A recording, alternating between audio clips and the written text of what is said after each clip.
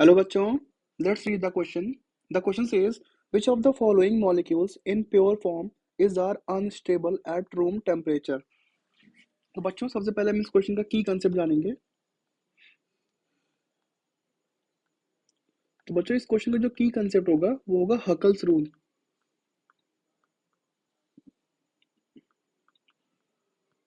Huckel's rule. बच्चों Huckel's rule क्या होता है? It was given by a German scientist Huckel which states the compound which is aromatic, non aromatic और anti aromatic. इनमें कुछ formulas होते हैं जो डिस्क्राइब करते हैं कि कोई भी कंपाउंड एरोमेटिक है, एंटी एरोमेटिक है या नॉन एरोमेटिक है। अब हम देखते हैं हकल रूल को बच्चों। तो हकल रूल के अकॉर्डिंग सबसे पहली क्राइटेरिया एक होती है, अगर किसी कंपाउंड में 4n पाई डीलोकलाइज्ड डीलोकलाइज यानी रेजोनेंस वाले इलेक्ट्रॉन्स प्रेजेंट हैं बच्चों, तो ऐसे जो हमारे कंपाउंड्स होते हैं ये होते हैं एंटी एरोमेटिक और ये बहुत ही अनस्टेबल कंपाउंड होते हैं। ये अनस्टेबल कंपाउंड होते हैं।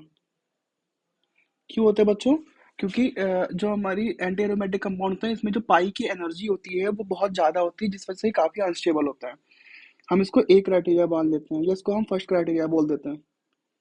अब बच्चों सेकंड क्राइटेरिया हमारे पास है, जिसमें हमारे पास 4n प्लस 2 पाई इलेक्ट्रॉन्स होते हैं और ये भी डीलोकलाइज होते हैं। डीलोकलाइज्ड इलेक्ट्रॉन्स ये होते हैं एरोमेटिक कंपाउंड्स। एरोमेटिक कंपाउंड्स होते हैं ये, और इनकी स्टेबिलिटी सबसे ज़्यादा होती है, ये स्टेबल होते हैं काफ़ी। और जो हमारे पास थर्ड क्राइटेरिया बच्चों है, इसके अकॉर्डिंग 4n पाई इलेक्ट्रॉन्स होते हैं। अब बच्चों हमने, अब यहाँ पे आप बोलोगे कि फर्स्ट और सेकंड थर्ड कंडीशन तो सेम हुई, बट डिफरेंस ये है कि फर्स्ट में जो इलेक्ट्रॉन्स थे वो डीलोकलाइज थे और जो लास्ट ऑप्शन है इसमें जो इलेक्ट्रॉन्स है दे आर नॉट डीलोकलाइज्ड,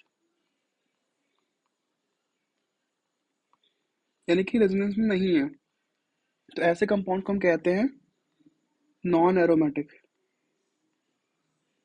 अब जो बच्चा नॉन एरोमेटिक कंपाउंड्स होते हैं इनकी जो स्टेबिलिटी होती है वो एरोमेटिक और एंटी एरोमेटिक के बीच में लाई करती है।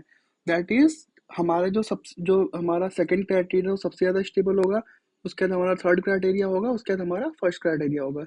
ये हमारे स्टेबिलिटी का ऑर्डर होगा। अब बच्चों हम एक एक करके सारे कंपाउंड्स को देखते हैं। तो हमें सबसे पहला जो कंपाउंड गिवन है ए नंबर, वो ये है। अब इसमें क्या है बच्चों कि सबसे पहले तो यहाँ पे हमारे पास 2 पाई इलेक्ट्रॉन्स हैं, ये और ये। तो 2 पाई इलेक्ट्रॉन्स है हमारे पास बच्चों। तो इसको जब हम फॉर्मूले में पुट करेंगे तो ये बच्चों 4n पाई इलेक्ट्रॉन वाले रूल को फॉलो करेगा। और इसमें अगर हम देखें बच्चों तो जो हमारा ये दोनों बॉन्ड्स हैं ये डीलोकलाइज नहीं है, दे आर नॉट डीलोकलाइज्ड। अब बच्चों हम हमारे मन में क्वेश्चन ये आना चाहिए कि हमको कैसे पता चला कि ये जो इलेक्ट्रॉन्स हैं या जो ये बॉन्ड्स हैं नॉट डीलोकलाइज्ड हैं। तो बच्चों डीलोकलाइजेशन की जो कंडीशन होती है कि दोनों ही जो डबल बॉन्ड्स हैं वो पूरे सिस्टम में ऑल्टरनेटली ही प्रेजेंट होने चाहिए। यानी कि अगर यहाँ पर एक डबल बॉन्ड और प्रेजेंट होता तो ये डीलोकलाइज होते, बट सिंस यहाँ पे कोई भी डबल बॉन्ड नहीं प्रेजेंट है इस वजह से ये नॉन डीलोकलाइज्ड है। तो बच्चों हकल्स रूल के अकॉर्डिंग ये जो क्राइटेरिया है, ये कंपाउंड कैसा होगा? ये होगा नॉन एरोमेटिक। Non aromatic. अब बच्चों हम हमारे सेकंड कंपाउंड को देखते हैं, ऑप्शन नंबर बी। ये हमारे पास गिवन है ऐसा कंपाउंड। अब बच्चों यहाँ पे अगर हम देखें तो यहाँ पे भी हमारे पास 4n पाई रूल फॉलो हो रहा है, क्योंकि यहाँ पे 2 पाई इलेक्ट्रॉन है बच्चों। तो ये क्राइटेरिया फॉलो हो रहा है। अब अगर हम यहाँ पे देखें तो जो दोनों ही हमारे डबल बॉन्ड्स हैं वो एक दूसरे से इस सिस्टम में ऑल्टरनेटली प्रेजेंट है, यानी यहाँ पे डीलोकलाइजेशन होगा। डीलोकलाइज्ड है ये बॉन्ड्स। तो जब 4n पाई रूल फॉलो हो रहा है प्लस डीलोकलाइजेशन भी प्रेजेंट है तो ऐसे कंपाउंड्स हगल रूल के अकॉर्डिंग बच्चे होते हैं एंटी एरोमेटिक। एंटी एरोमेटिक, यानी ऑप्शन नंबर बी हमारा है, ये तो अनस्टेबल होगा। अब हम ऑप्शन सी को देखते हैं। ऑप्शन सी हमारे पास है,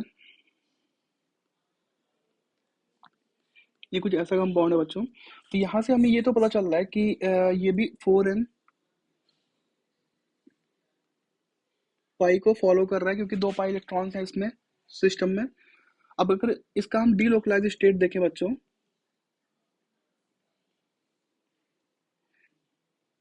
तो क्या होगा, यहाँ पे ये इसका डीलोकलाइज्ड फॉर्म होगा। तो यानी कि यहाँ पर डीलोकलाइजेशन हो रहा है। देयरफॉर अगर 4n पाई इलेक्ट्रॉन से डीलोकलाइजेशन भी हो रहा है, तो हकल रूल के अकॉर्डिंग ये भी हमारा एंटी एरोमेटिक कंपाउंड हो गया। दैट मीन्स हमारा ऑप्शन नंबर सी भी अनस्टेबल होगा। अब हम ऑप्शन नंबर डी को देखते हैं। ऑप्शन नंबर डी में क्या है बच्चों, जो हमारे पास कंपाउंड है,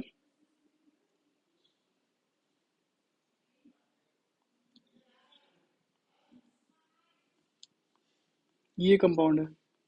अब इसमें क्या है बच्चों, ये जो हमारा कंपाउंड है, ये इसमें अगर देखें तो हमारे पास टोटल 3 डबल बॉन्ड्स हैं। दैट इज ये 6 पाई इलेक्ट्रॉन्स इनमें प्रेजेंट हैं। तो जब 6 पाई इलेक्ट्रॉन्स प्रेजेंट है, तो ये 4n प्लस 2 पाई वाले रूल को फॉलो करता है। और बच्चों जो 4n प्लस 2 पाई वाले इलेक्ट्रॉन को फॉलो कर रहा है, प्लस यहाँ पे देखें तो जो हमारे डबल बॉन्ड्स है वो ऑल्टरनेटली प्रेजेंट है। देयरफॉर इनमें डीलोकलाइजेशन प्रेजेंट है। देयरफॉर जो हमारा ये कंपाउंड होगा हक्कल रूल के अकॉर्डिंग, वो कैसा होगा, ये होगा एरोमेटिक कंपाउंड।